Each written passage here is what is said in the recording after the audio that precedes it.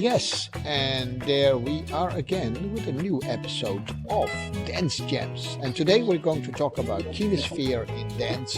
And it might be a completely new word for you. What does that mean, Kinesphere? And that's exactly why we have this episode, obviously. Right now, I never discuss these things without my good friend and buddy and colleague, Greten from the Netherlands. Technically, I'm also from the Netherlands, of course. I just live in Dallas at the moment. Ton, are you there? I'm there, Sean. Yes, Kinesphere. That is a subject what I wanted to speak for a long time. Yeah, And we did that. We did already the Dutch yeah, we did podcast, the and Dutch, now the English will follow. the English version. Yeah, if you happen to speak Dutch, by the way, people, you can already listen to the Dutch version if you want to, and you will notice that there's always a slight difference between one episode and the other, which is quite fun actually. How to do that. Anyhow, Kinesphere, Ron, where is that coming from? Maybe we should talk first about what is the original, where is that coming from? The word kinesphere, as far as we can know it, is used by a person called Rudolf Laban, but the principles behind it is of course not only, I say of course, and it's of course doesn't have to be of course, but it has a longer history. Let's put it that way. Let's put it that way.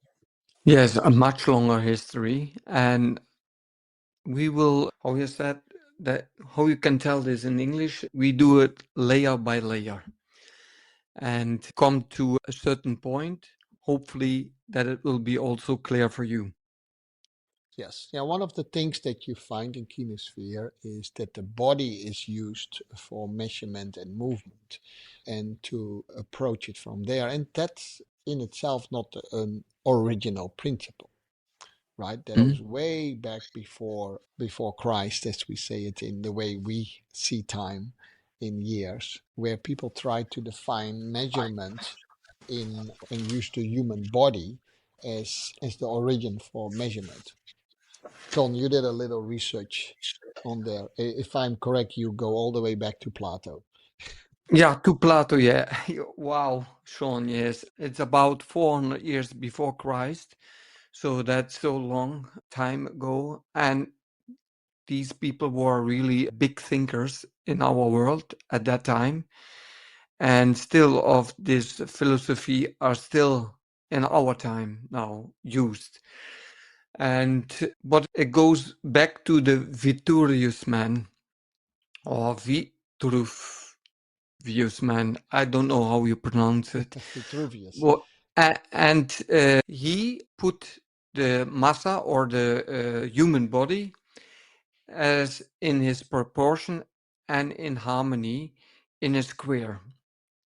And the square is the earth, say the Mother Earth, and material, and the circle around it was the universe, the wide universe. And how I can tell it, the most people, I assume, that they know the picture of Da Vinci with the square and with the circle and one human body in it. And this we can call also the kinesphere, but that picture is the picture of the Vitruvius Man. Yeah, Vitruvius Man. Yeah. yeah, Named exactly. after a guy named Vitruvius, Hmm? who was a Roman architect. And of course, architects, they were depending in measurements so that they can talk about it. And if we can still see, the Romans built quite impressive buildings at that time. But if you look at the basic shapes, it's always triangles, squares, and circles in Roman architects. You see that very geometric. And so these two, seeing the world like that in squares, triangles, and in circles, you can actually see that back in their way of building buildings. And but 400 years later, Mr. Leonardo da Vinci made a nice picture which became very famous. Do you say that right? No, much more, 1,400 years later, Sean. That's what I'm saying. 400 years later than Vitruvius. Or 1,400 years. Oh, No, sorry. Yes. 400, because Da Vinci is No. around Christ. Huh? Da Yes. Vinci is, yes. And then 400 years later, he started to make these pictures. That's what I meant. Ah, okay. Yes. Because Da Vinci was around 1490. 1419, yeah. No, Yes. 1419.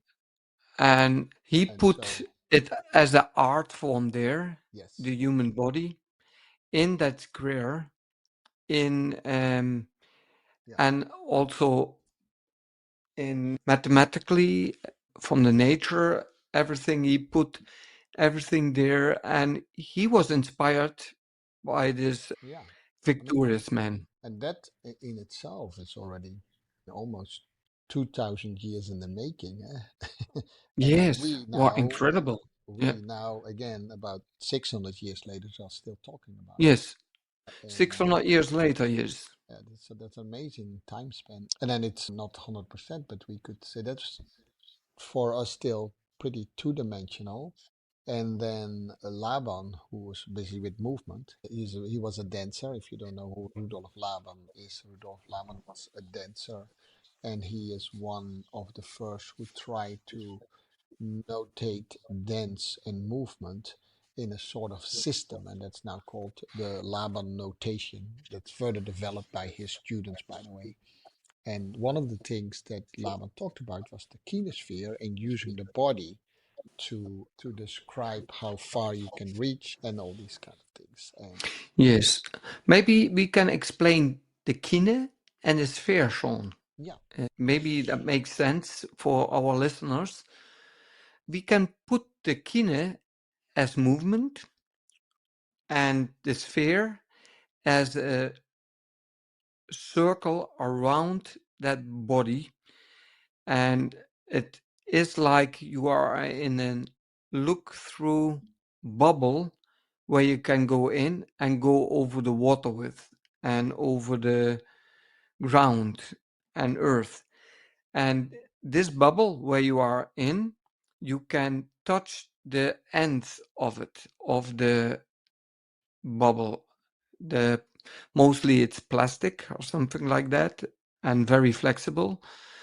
And the edges, if you can touch them, left, right, up, down, behind, in front of you, in all layers, in all directions, then you are in a kinesphere. And you can take that kinesphere with you. So when you are rolling, you or walking, this round circle goes with you in the direction where you put the force to. And that's quite interesting because Laban made that theory, but his students, Gat Batliev, she gives really form to it and gives more content to it in several directions. And then you can see that it's again developing in a different direction. And but she makes it more concrete in some areas. And that makes it more not how is that? It makes it more understandable how she tried to explain it. But anyway, kine is movement, sphere is the circle around you, what you could touch. And if you are on a place static, then you can so far as possible go to the left, so far as possible to the right, without moving. And when you start to move, then the kinesphere goes with you. yeah. So yeah, it's two words actually. Kinesis, that is the Mm. old Greek word of movement, Yes. and also sphere. If you go all the way back to spheria, sphera, if I pronounce it correct, it's also old Greek, and it became French into sphere. Those two words. The remarkable thing when I was studying that is that you and I speak about the round shape around it. Rudolf Laban actually used geometric figures around it too. So he used the word kinesphere, but in itself, he had a reason for that. We'll come back to that, why he used the triangle system around the body. Which is interesting, but it's yesterday in the Dutch podcast you used that thing. You can now go into a lot of theme parks and stuff like that, where you can put yourself in this balloon, and then you can go even over the water or over land, and then it's like there's a balloon around you, and that's a little bit gives a little bit a better visualization what that kinesphere is. But in the end, it doesn't stay round like a balloon. You can push it out, and the shape changes as a thing around you. That is actually what the meaning was like this. Yes, the ball is more three-dimensional Yes. and the circle is more two-dimensional. So when you would look to the Vitruvius Man, it's more circle and a square in a two-dimensional. And the dynamic is also more static. And the domain, it's more from them, it's from the Vitruvius Man, it's more from the architect world. Yeah. When you look to Da Vinci, it's more the art and the science behind it. Plus, that was his domain of Da Vinci. Plus, the circle and the square, it's also static and anatomically wise because they wanted the measures that it's in symmetric way built up. When you look to Laban, it's more a ball, and a ball is more three-dimensional. That's a quite difficult word for me, Sean, or challenging word. Isoceder, I don't know how you pronounce it. Maybe you know that. Ecoceder. Yeah. Ecoceder, okay. Yeah, and he used it more as a three-dimensional. Actually, it's four because when you move, you need a certain duration. And he used it for dance more in his domain. And a really important what was after him, or no, at the same time, 100 years ago, it's Albert Einstein and his teacher Hermann Minkowski. And they strength was space time as one word and take it much more dynamically in the physics. And they saw this as an, how I can tell you, as a constant time and space, where the others saw it as more dynamically in a different context. And so that you could bend space and bend time, but actually in Einstein's vision is that not possible because it's a constant, it's always there, it's always present. And we are also in our opinion quite clear that it's constant and that you as an artist give the space and time a certain color by your decisions, how you use forward, backward, the directions, all wind directions, all levels up, down, or all reaches like the maximum reach or the close reach or the mid reach. That's all formed by the artist. And in that case, mostly a dancer. And we use words like duration and we use words like tempo and speed sometimes too, increase it or decrease it, but we never speak as time as an absolute because time it's in that case used relative. And this is why you have the relativity theory of what Einstein and Hermann Minkowski, because they believed this is a constante, and I believe that also. And I give one example. Sometimes we say, "Oh, I don't have time today," but actually you have always time. It's just a priority how you use that particular moment in your attention.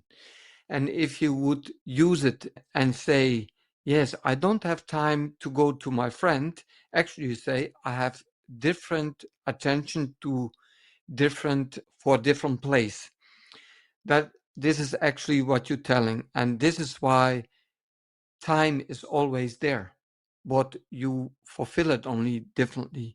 And as dancer, you do exactly the same. You have different priorities, or you go to the left, or you go to the right. That's a personal decision. Yeah. So if we say in the sense of dancegems, time is a constant.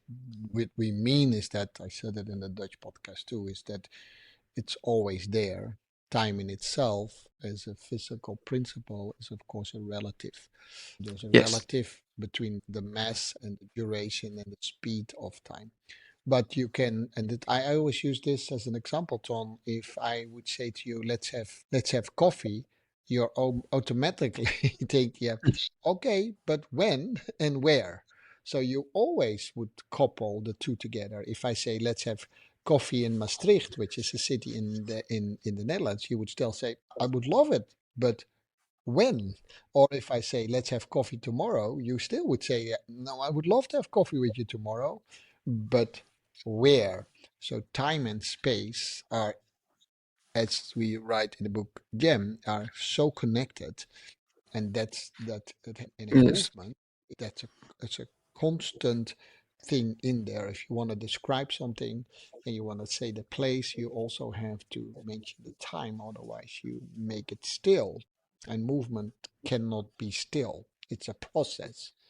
And so we actually have never found someone who can disprove that, which we would Yeah. entice you to do, by the Correct. way. We have no problem if someone can disprove that. That would be welcomed Yeah. into our discussion, because we are in Yes. constant looking for this. But this is where Yeah. Todd and I, and this is also when we say do a certain movement turn, and then I always say, okay, when?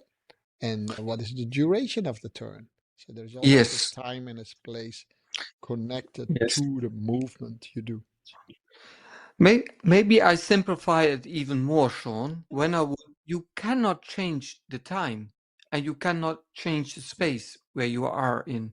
You can change your tempo, you can your duration, longer or shorter. This is possible. In space, I can go to left and right, but I cannot change the space. How you want to do that? So that's the constant in my Yeah, believing. these And components are always there. there, And yes. that is with kinesphere too. It's not a matter is there kinesphere or not. There is always kinesphere if there is a body. But every body, every mass has a kinesphere. So the kinesphere imaginary, yeah, it's always there. There's always when you if you put yourself in a different spot, you took your whole kinesphere with you. It's not that you left the kinesphere behind and you take your kinesphere, you take your bubble, if you want to say it in a simple way, you take your bubble always with you to find how far the extremities of the bubble is. And according to Laban, of course, you can project outside your kinesphere, but it's an imaginary line. Ton writes very clearly about that in his book. That's an imaginary line. There's a line that you truly make with your body, which is inside your kinesphere. Everything outside the kinesphere is in fact imaginary. And Yes. some people are very strong with that. You literally believe that you see there are the beams coming out of his finger or whatever that is, or a trace that person left behind. Some people are really skillful at doing that. It's interesting, but that's Yes. outside the kinesphere. Yes. Inside the kinesphere is the lines that you make with your body. Don calls it Yes. also, by the way, body lines to make it Yeah. really simple. Yes. Simple. Yes. And you can see imaginary the kinesphere when somebody walks through the sand and you see the footsteps. You can imagine there was a circle around it, but how it looked, how the body walked at that time, and what the form was for that time, that's not visible anymore. Only the footsteps are visible in a certain length. And maybe the steps are shorter, then okay, it's smaller steps. Maybe they are on a spot close to each other, but then you can only imagine the feet. And when you know which person that was, you could maybe imagine which certain person it was. But actually, everything is imaginary Yeah. in that So, point. yeah. And that comes back to this, and that's always, of course, subjective, but interesting choices that Laban made using what we call an, and here again we go with the pronunciation, but I have an equally hard way to say it in Dutch, by the way, icosahedron. And that comes from two Greek words. I did a little bit more research after yesterday. Eco comes from ikosi. It's a Greek word for 20. And hedron means face or seat. And so he used 20 triangles to try to describe in a three-dimensional way the directions of movement.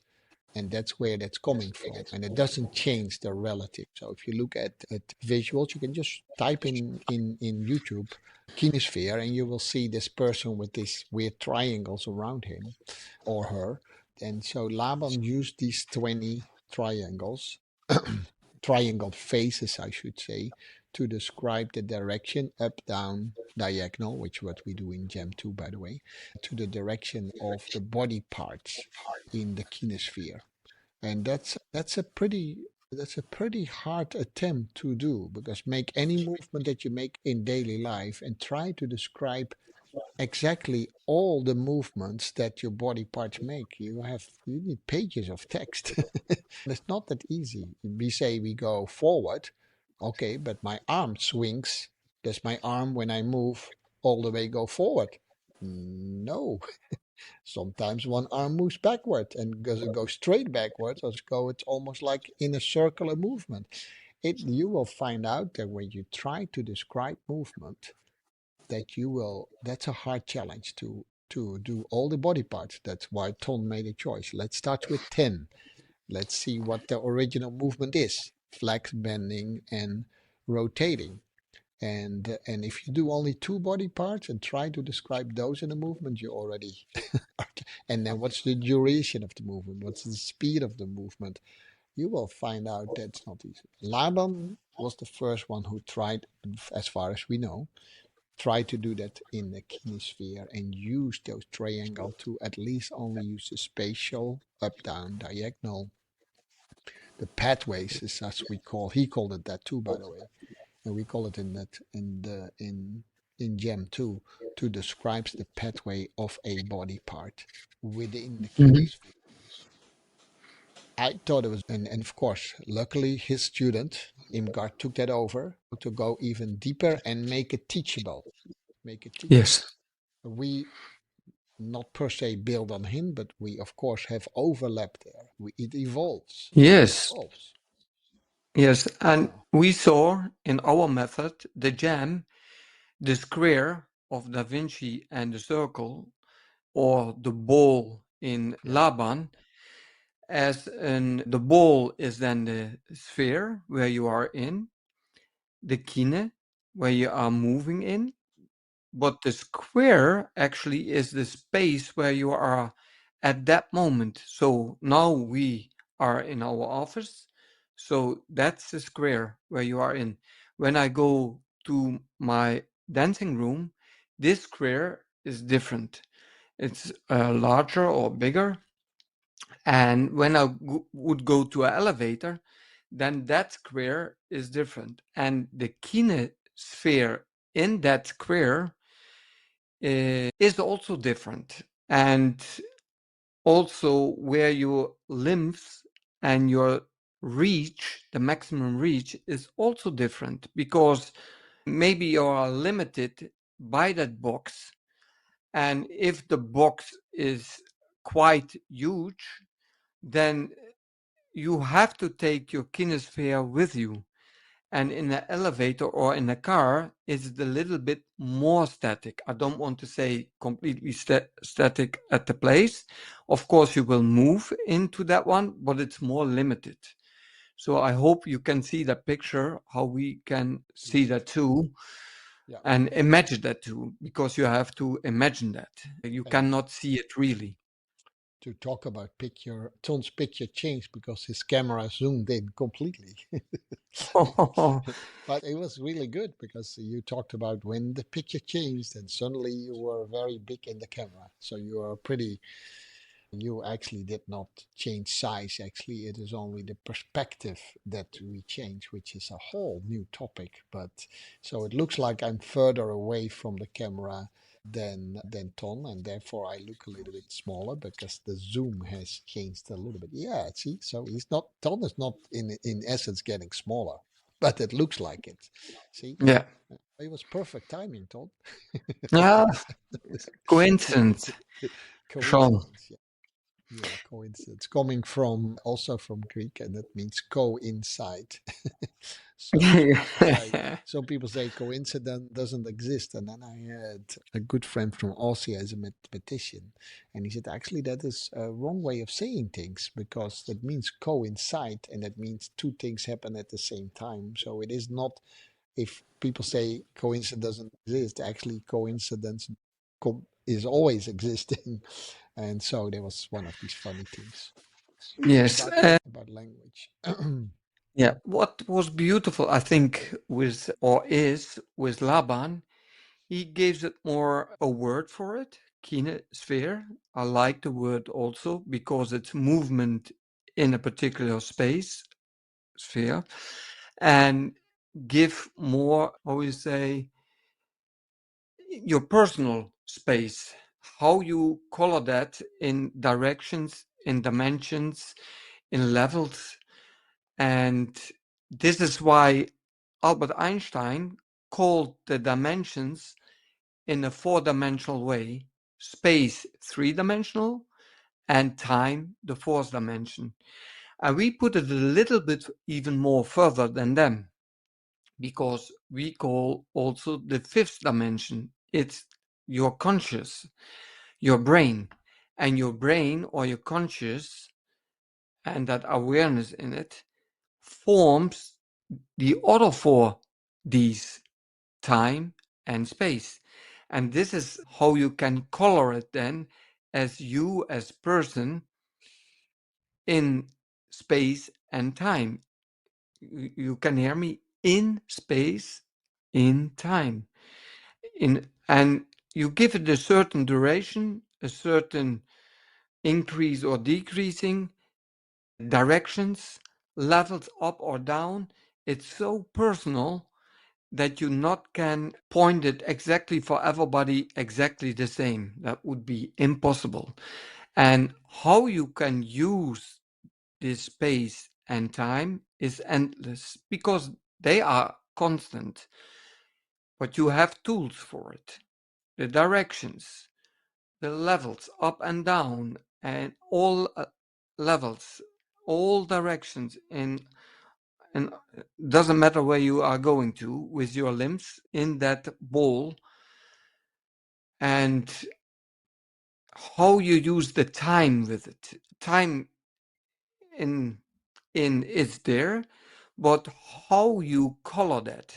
And I speak always from painters. You paint on that floor that moment the space and time, but it will also disappear for that moment. So at that moment is it there, and then it disappear also. And this is why it for me it's more art than good or wrong, because I assume that many teachers speak, if you do it like that, then it's good, and if you do it like this, then it's natural. And that's quite very subjective because for each person, relative, this is really different because you cannot have the same thoughts, the same muscle tonus, the same decision for that moment in time. That's almost impossible. That's what I believe. So Yeah, it's what I believe too. There is we're talking in good and bad or right and wrong. it's often very subjective. Now there are of course elements in life where that is maybe less subjective, but we're not talking about legality or something like that. We're talking about movement. So if we talk about the Kinesphere, and then often the Vitruvian Man is brought back, right, and Da Vinci is brought back. But if you only reason, not even from Gem, not even don't look at us, then Laban describes clearly it is the reach of the limbs and all the body parts actually away from a fixed point. He never said it has to be from the middle of your body. And so if you look at the Vitruvian Man and if you look at Da Vinci, then if you do the circle and even the triangles, it always points to the middle of the body as that's the fixed point, but that's not the fixed point. So a lot of teachers say that's just center of the body. That is actually, in that sense, at least not how I interpreted how Laban meant that. He meant from a fixed point. If I keep my toe on a certain spot and I reach all the way, but I keep my foot exactly there, that was my fixed point. I could also have my head on the same spot and then move my body away from it, then my head became the fixed point. So his point is how far can you reach from one fixed point? He didn't say it has to be the middle of the body. So if you say the center of the body, which some people say, where do you move from the center of the body? No, I can put it anywhere. That's actually the number one to describe what are your clear spatial boundaries, as Laban called it. And that is from a fixed point, not from always the same fixed point. Does that make sense, Don? And that's Yeah. exactly Yes. how we see that in GEM. If you take that fixed point with you, place the whole kinesphere somewhere else. And he used that for, in his way, precision in movement analysis. That's where it helps. But that first principle is where Ton and I, when we were we still are students, by the way, we always will be students, but we had a little bit problem when people say, don't you feel the center? And then we said, okay, and that's different. Where, so I like more, where do you move from? But you don't always have to move from what people call often the center of your body as the middle of your mass. But I can move away from, I can fix my hand in as if it's frozen in space and move away from that hand. If I dance with Ton, actually, I can use Ton as my fixed point and move away from Yeah. him. And so I hope, guys, that sounds a little bit, we know better, we don't. We actually were trying to solve questions that we had as young dancers when they said things to us, this is how it needs to be, and you dance from the Yes. center. And I never Yeah. understood that. Yeah. And now I read Laban and I talk with Ton a lot, and I think, oh, that's maybe that's what they meant. Uh, Yes. They needed only to tell me one word, Sean, and that was it's imaginary, this yeah, center. I like And that too. when they would told me that, then Yeah, I know it's not there, but yes, still imagineering, it's there. And I could be different for each person then, because each person has a different imagineering thoughts. And what the teacher where lessons from tell this as a absolutely truth that I must feel it, and I couldn't feel it because felt stupid at that moment. Why I not feel my center? But if he would tell only one word to it, it's imaginary. You can think from your top of the fingers from left and right, and the toe left and right, and you can make a cross to it, and there will be somewhere cross the lines and will be a middle. That could help already, but still, it took years for me to understand it. I'm happy that I know it's imaginary. And the same is with the kinesphere. The kinesphere is also imaginary. And we put it as a box there, and the circle is then the sphere around what you take with you. But what important is also in our method is that you departure from one point and you arrive on one point, and when you arrive on that point, you also departure again from that point. You cannot departure from a different point, or you can departure from a different body part, from a different, say, I move my fingers and then I move my head, then it's a different body part what moves from that point, departure from that point, and also arrive from that point. But if you continue, so you move with your fingers, and after you move again with your fingers, you cannot depart then from a different point. You have always, you depart from that point where you arrived. I hope you can follow that one. And yeah, Yeah. that's how we see our world now. But we did also a lot of philosophy about that one. And it's not that we think overnight, oh, we have an idea, it's like that. No, for me, it takes years to came to that certain point. And once now I can see that inside of 10 seconds, that's about 10 seconds, I can already analyze how they connect the departures and the arrivals and the arrival again to the departure. That's really incredible if you can see that and perceive that. For me, it's wonderful because I can analyze it totally and I see where it is connected. And I will explain you later because I want to let Sean tell also something. The frames per second. Maybe Sean could explain that one, or you wanted to say something different, Sean? I just wanted to say what Tom describes here to the arrival, and you could literally see that like you go on a plane, you take a plane from Dallas to London, and that same plane can only depart from London. It can go back to Dallas, but it can also go to Paris. So it's always you can not suddenly depart from a different point. Typically, what happens in dance is that they take only one thing, let's say your hand or your head, and not even that far. Most of the time, we only talk about the feet, where they are and how they move. And what Ton and I try to do is there is this conscious pathway that you take with your 10 body parts, but there is definitely also a lot of things that you move that happens unconscious, and can we bring that more in the consciousness of it so that you can see the pathway of all the 10 body parts. Now, when we start to talk about pathways and the arrival and the departure, or departure and arrival, that's a better order of operation, of course. Once you get that principle, you actually see it. So, what I want to add to it, before that, you just saw movement, and when we talk about, oh, they move that path, then you can also say something about the dynamic quality of the path the movement itself takes. Is it a straight line? Is it maybe what Ton calls an organic line? With what tempo does it go? What's the duration of that path? So you suddenly start to see a lot more things. And it's really true. Once you have that knowledge, you actually can see it. Without that knowledge, you don't perceive it. You see it as a No. blur.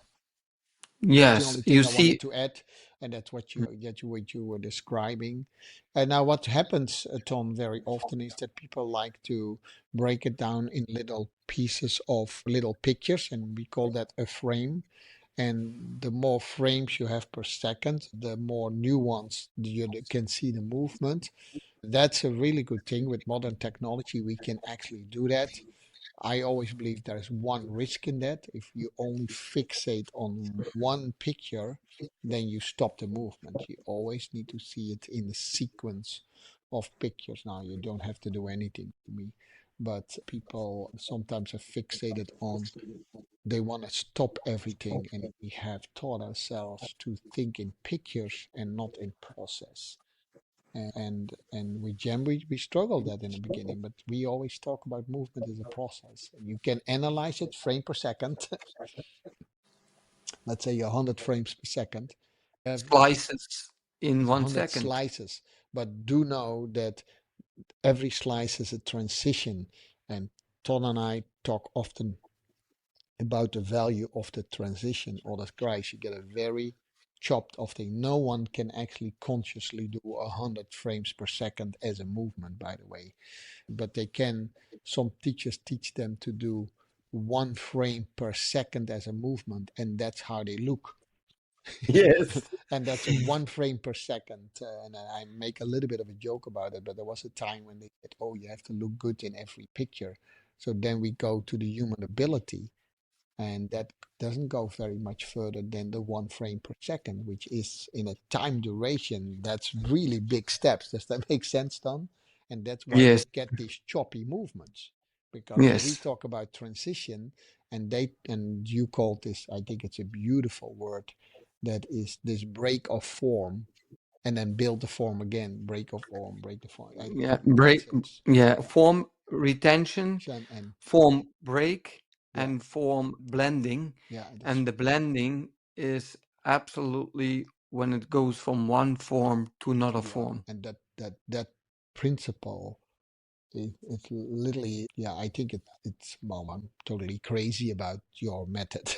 That's one of the things. Once you get that and you see dance as a process, and we use only the frame per second, the numbers of frame per second as a tool to analyze, just because that fits. But in the end of the day, it needs to be one fluid movement and process.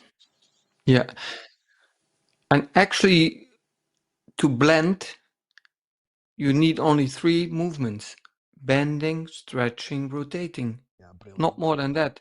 It's brilliant. Otherwise, when I stretch my fingers and I close my fingers, my camera goes again. That's a blending. When I open my fingers again, I blend again Yeah, back to it. And once you understand that, and you understand the kinesphere, because inside my kinesphere, I made the small kinesphere and I closed that kinesphere in the reach in my fingers. And then I open my fingers in the maximum reach of my fingers in that kinesphere, in that particular small area of my hand, I would yeah. say. Actually, that's very nice, Tom, to just think about, maybe first see in your own kinesphere of your hand where these points that we talked about, if you can see them, notice them, play with it, because that's a good way. So if you move your whole hand, you move the kinesphere of Mhm. your hand. If you only move within the kinesphere, what's the extent of it? But it can also be only your pinky. Doesn't have to be Yeah. all five fingers at the same time. That's already a pretty good exercise if you think about it. Yes, and also to make it not so predictable, Yeah, open all five together, yeah, but maybe I open two yeah, or one, or and yeah, you or never. even this. Yeah, And yeah, yes, people, yes, and then even we the, talk about meaning. Oh, because that's a yes, bad sign. I just opened one finger. What you think of it, that's on yes, you. That's not on me. Same with this. yes, Uh, and this makes it unpredictable yeah, which from the kinesphere you open first, my pinky or my thumb. It's the point and how you turn it. Then also you could turn your wrist and then you get an extra tool again, and this kinesphere at that spot change. But mostly it's so predictable that all fingers touch at the same time the floor.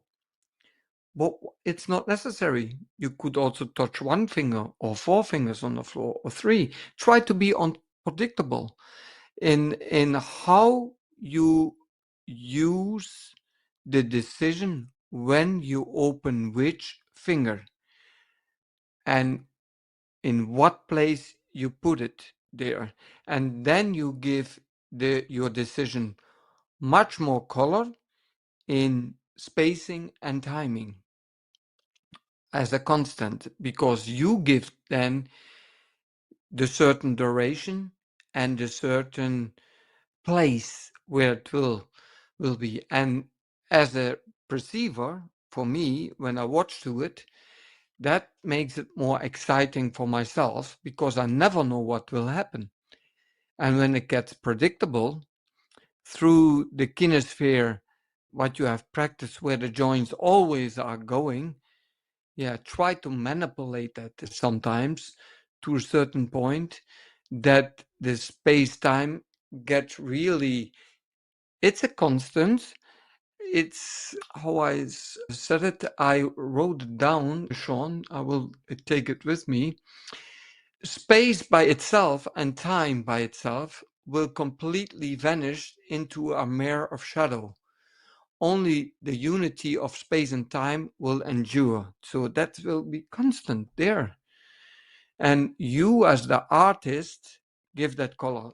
And by Laban is the little bit different because you see the space also maybe as a constant, but they not tell it like that. Yes, they use that differently. Yeah, yeah. It's crazy when you were doing the hand. I automatically, without even wanting to, had meaning to the form it makes, and it's a little bit outside of what we talk about today, but it's one of the things that the gem describes so beautifully, I think, is that the meaning we sometimes give to a form or a movement is very personal, cultural. And we then sometimes say, oh, shame on you, Tom, to make that shape. But you did that with it. You were just explaining kinesphere with the hand. Mhm. That was all I do. And I had all this extra thoughts around it. What I want to say with that is that's a great way to look at kinesphere. Try not to limit yourself because of the meaning of the movement. Just explore the movement in itself, you know, what it means to do one finger at a time. And then later on, if you want to give it meaning or it has meaning, that's up to you, of course. That's the choices you make. But in exploring the kinesphere, the bending, stretching, and rotating that's on about, try to be as free as you possibly can. Explore every movement and possibility, and it becomes only with your hand already, as Tom said, almost endless. It's incredible Yes. how many. And so sometimes you say, but it's not endless. It's sometimes it's endless because of the restrictions we have put on ourselves. And that's a little bit what actually in general Jam talks a lot about is the choices you make and with these movements. And only that one subject of kinesphere, and Anton made it brilliantly, even simpler, the kinesphere of the hand. That's almost already endless movements. Now, can you imagine if you do that with your whole body? That is only that perspective. And then, yeah, and then you brought in, that was a nice quote. Who wrote that quote, by the way, Tom? Who, Einstein. that's beautiful, huh? It's beautiful. It says it almost all. That time and space are just connected. There is no, and that's what Einstein's theory, relativity theory is about. Of course, these two are connected, right? Now, yesterday I talked a little bit about that there are new theories coming up where these things are challenged, which is that's what science is about. That's also what our science is about, our dance technology. We hold on to this principle until we see proof and we see things that maybe challenges this principle. It's not that we say, oh, this is it and it always has to be like this. Not at all. We like it when it evolves. We like to be challenged. Or if you have a different opinion and have found different maybe material, then by all means write us and have a Yes. discussion. We would love that actually. We would embrace that. Makes us Yes. grow. And what you could do is maybe go deepen in it in Einstein, in Da Vinci, in Minkowski, in Laban, Plato. There is a holistic connection in it. They influence each other, but the common thing what they use is absolutely space-time. And if it would be as absolute or relative, doesn't matter. But these are the crossovers. And some of them, they measure that more. Einstein and Minkowski and Laban, they put it more as free. And that's the beauty. And we keep it also very free. Only we say we color the space and we color the time. I hope you can follow us. And because it's so personal. And the fifth dimension, our conscious, our brain, our awareness, I put it all in one word, forms the other 4D. space-time. And then we come again to the beginning again, because that makes art that it's so personal and human related. And this makes you you. And Mm. you can follow teachers, but always interpreted at the end as yours. Yeah, definitely. And I think that advice that Ton gave, you can go into the right route of physicists like Albert Einstein, or maybe you want to go to philosophers like Plato. But there are, of course, numerous what we call dense theorists or dense researchers. We already called Irmgard out as the one that actually used the Laban theory and deepened that. But there are, of course, other people like Eric Franklin, who that's also interesting how he describes Yes. dense theory. I'm sure you have your book ready of Eric Franklin. Yes, I will You take it.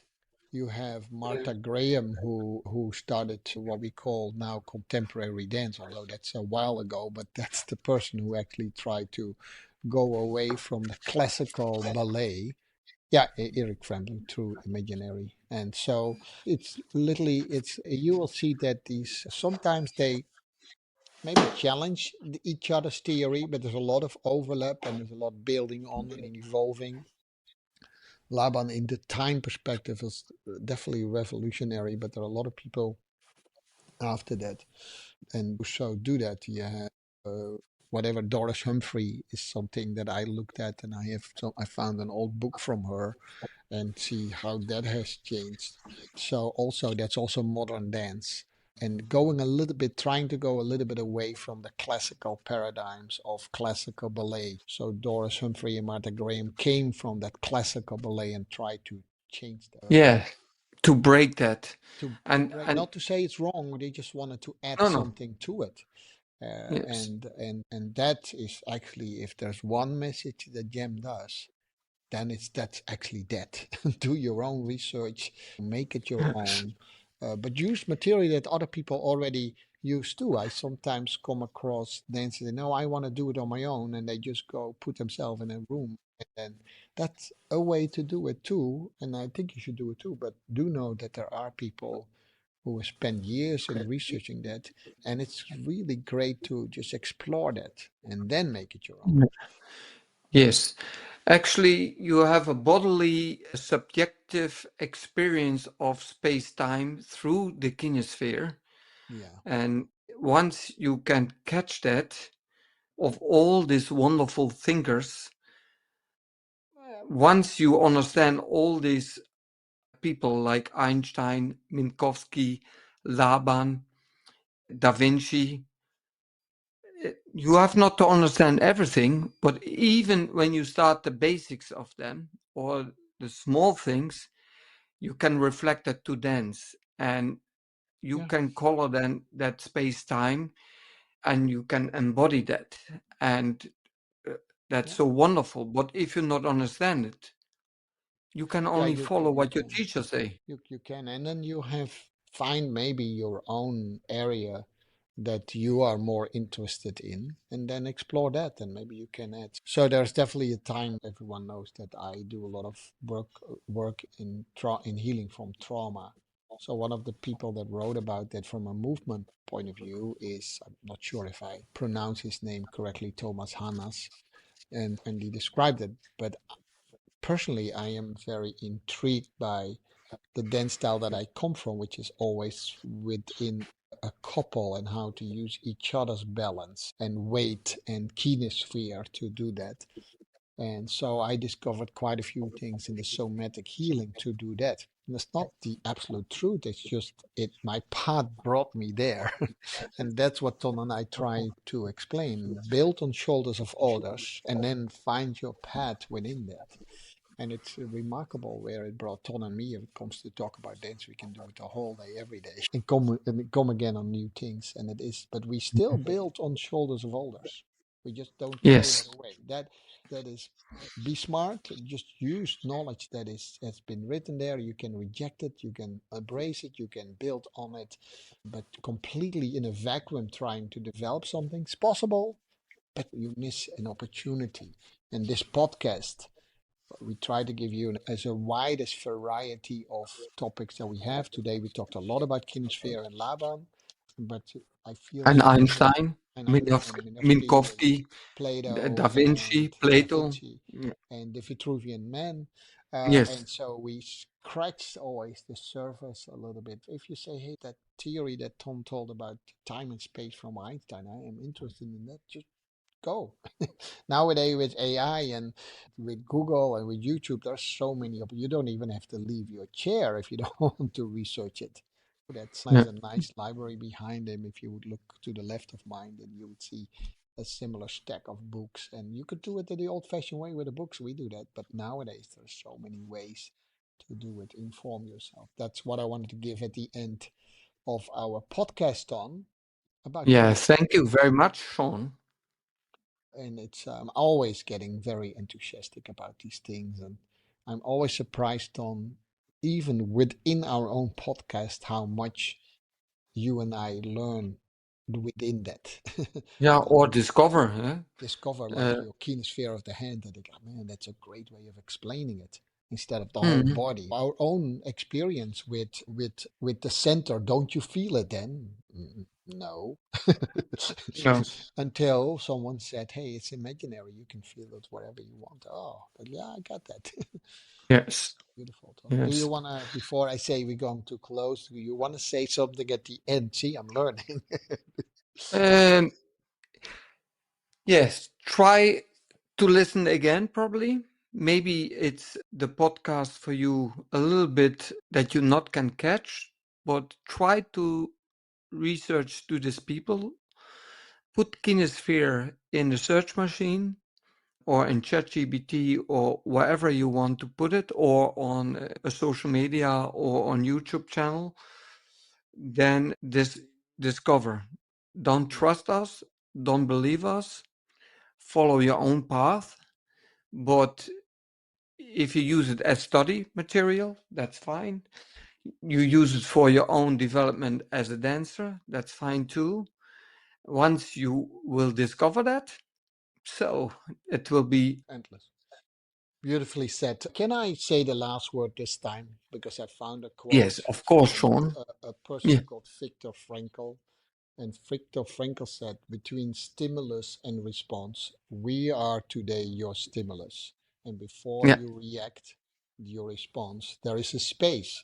And in that space is our power to choose a response. So wait a little bit with rejecting it or embracing it. Let it fall on you for a little bit. We are the stimulus. You can give a response, but there's a space in between. And in our space, in the response lies our growth and our freedom. And that's what it is, the freedom that Tom and I actually are preaching always about. The freedom is in your choice. It's not in what we teach. yeah, It is the yeah. choice that you make with the teaching that we give. That's basically it. Yes, I thought it was, I wrote a blog about it this week, and but it's coming from Viktor Frankl. That's why it was my inspiration of that blog. yes, Sean. Thank you very much. Next time we have a Yeah, totally different yeah, subject. yeah. We But already know a little bit what it is. We won't tell you, but I am excited yes, about that topic. yeah, me too, So Sean. And but there will be always crossovers and holistic approach. So it will be some of the information will come twice, but in a different context. yeah, like Kinesphere, we have mentioned it many times before, Yes, many and times before. today we went a little bit deeper in it. But thank you, yeah, thank you guys for listening, and of course, and watching if you see it on YouTube. And then, of course, thank you, Ton, for being with me in this podcast, in this adventure. We have many episodes already. Yes, I think probably we reach now how 50 or many so, now? 40, 60, maybe 60 episodes something almost. like that. Maybe Yeah, next time we'll tell the number. That's quite a bit, actually. But yeah. and anyhow, before I tell them where they can find us, I'll say goodbye to you. And I'll see you next time in a new episode of Dance Gems, Ton. Yes, Sean. Here we go. So this was Ton and Jean with an episode of Dance Gems. Today we talked about Kinesphere in dance, Ton.